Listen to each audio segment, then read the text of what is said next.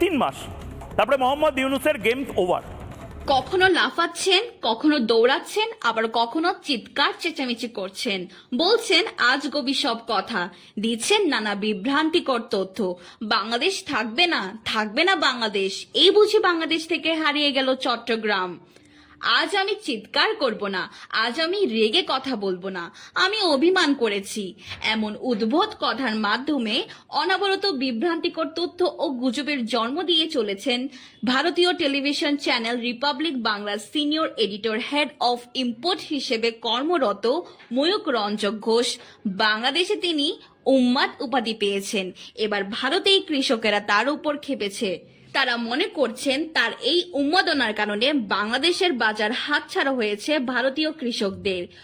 এইসব কৃষকেরা আলু ও পেঁয়াজ বাংলাদেশের রপ্তানি না করতে পেরে রাস্তায় বসার উপক্রম হয়েছে।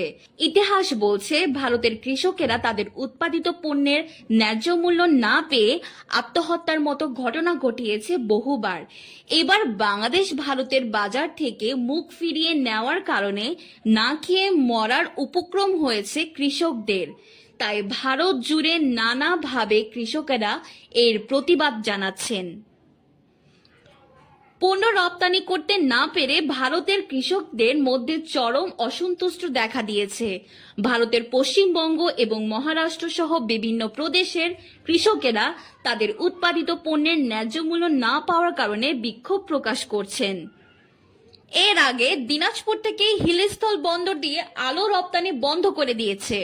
ভারতের পশ্চিমবঙ্গ সরকার রাজ্যের অভ্যন্তরীণ দাম বৃদ্ধির কারণ দেখিয়ে 2 ডিসেম্বর থেকে এই সিদ্ধান্ত কার্যকর করে। ভারতের কৃষকেরা দাবি করছেন রপ্তানি বন্ধ হওয়ার কারণে তাদের উৎপাদিত পণ্য 2.5 থেকে 3 টাকা দরে প্রতি কেজি বিক্রি করতে বাধ্য করছেন। কম দামে বিক্রি করায় উৎপাদন খরচ তুলতে পারছেন না তারা।